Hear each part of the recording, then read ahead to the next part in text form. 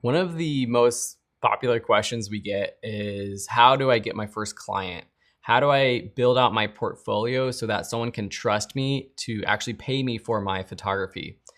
I kind of stumbled across this idea because in my hometown of San Dimas, California, my wife and I are pretty involved with the local community, the politics, and this year is an election year.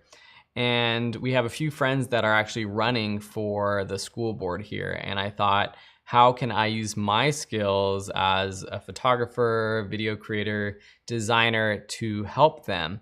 And so the first thing what I thought of was photos. Everyone who's running a campaign needs photos for their campaign materials, whether that's flyers, yard signs, or of course their website, social media, all of that kind of stuff. And most of these candidates are on a pretty tight budget for our small town. And so having nice quality photos is something that can really help them stand out. So that's what I offered. And I have 3 friends that are running, and I set it up so that all in one day they would come to the same location. I didn't want the photos to look completely the same because of course they are, while they're running against each other, they're kind of on a slate together.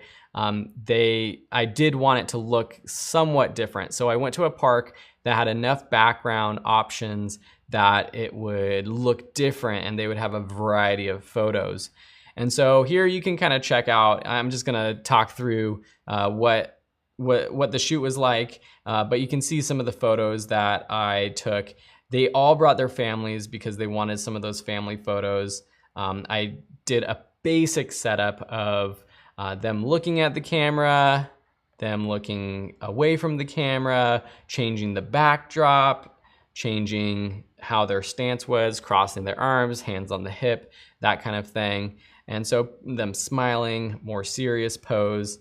And all of them, I started a little bit earlier than like the perfect lighting. So unfortunately the first family didn't get the best lighting out there. It's a little harsh, but still close to that golden hour time.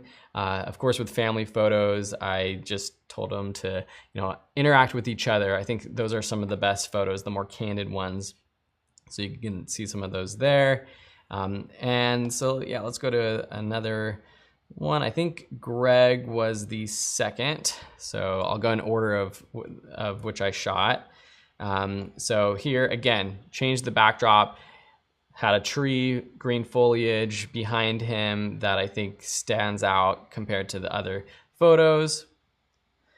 Just got a couple, again, putting the sun behind them to get that nice backlight. These are the initial edits. They picked a couple of their favorites. I did some additional edits to make them really pop. Family photos. Here's another one. This was a good one that he kind of cropped it and we used it for a video frame. This one actually good for like adding some text on top, overlay.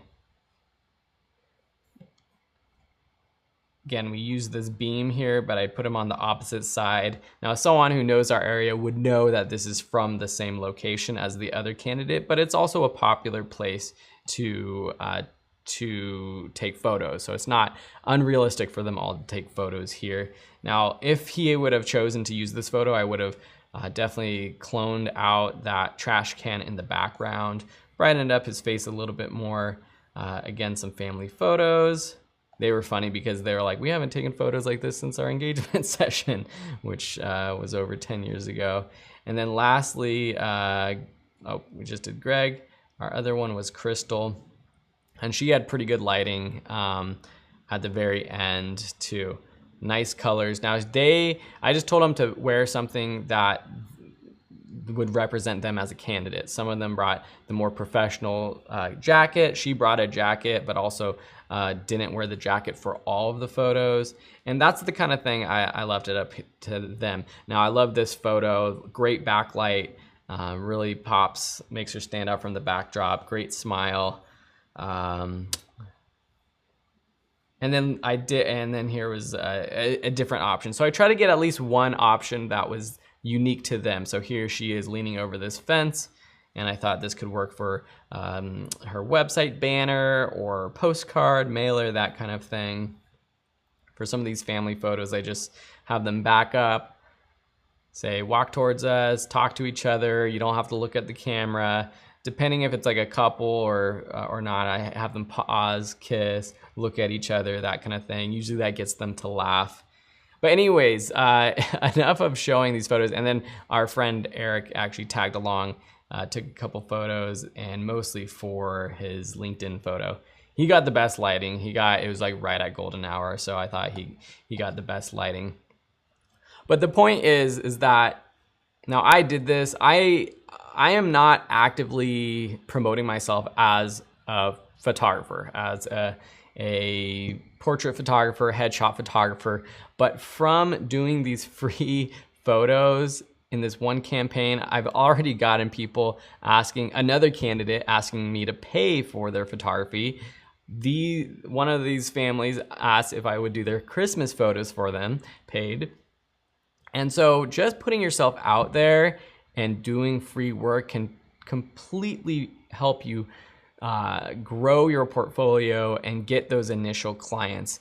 And this I did for free, and I think that's a great thing to do. Just do it for free, offer it up. And I think it's just doing it for this campaign made me think about something that I haven't talked about in any of these classes, and that's just think of where are the situations where someone is looking for your desired skill. So if it's shooting headshots, portrait photography, candidates in an election. Elections happen every few years or even sooner in most cities across the world. And so when it's that time, reach out to those candidates and say, hey, I'm offering, of course, it's good to do it if it's a candidate you support and as a way to help contribute to their campaign and potentially help them win. But also just if you're building your portfolio out, you can just kind of do it for whoever. And I'm sure there's other things specific to your area, specific to your field. I mean, even just LinkedIn photos, like our friend Eric who asked for a LinkedIn headshot, he was just wanting to update his LinkedIn profile pic. And so he asked if he could tag along and come take a photo. Each of these sessions took 30 minutes or less. Most of them were actually like 15, 20 minutes with a little bit of a break between them. And so all of this took under 2 hours. And with just these 4 sets, I would say that I would have a pretty solid portfolio to start promoting myself as a headshot or family photographer. Anyways, just an idea, kind of a case study to show you that it seems like a lot of work, and it is a lot of work, but sometimes there are easy ways to jumpstart your career as a photographer. All right, have a beautiful day. See you in another lesson.